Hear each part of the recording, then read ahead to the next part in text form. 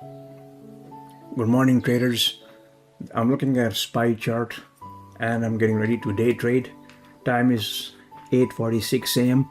Almost 45 minutes left for market to open, but I mostly wait for at least 15 minutes before I put up a trade. And that also if the criteria is going to match up, or my rules, you can say.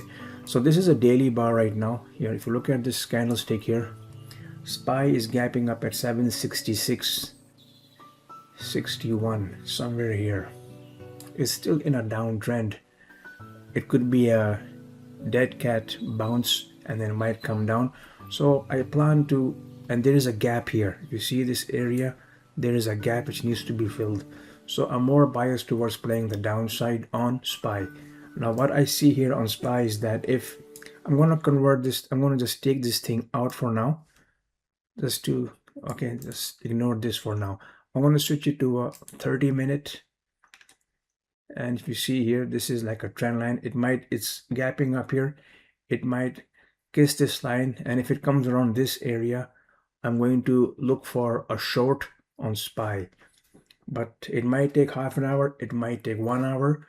But if it doesn't happen by 11:45 a.m., no trade. I just close my monitor and I'm out of it. So this is what I see here. I'm just going to draw another trend line here just to give you an idea. It's gapping up.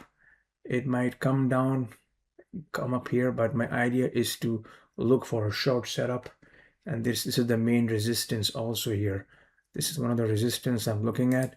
Now, this is highly possible that by the time it comes, wiggles down and go on sideways, and it might touch this trend line and might fall off. That's the time I'm going to look for a trade. But till then, there might not be any trade. But I wait till 11:30 and that's it. If it comes, it comes. If it doesn't, then no trade. Don't force it. This is my opinion, and hopefully you have a great day. Take care. Thank you.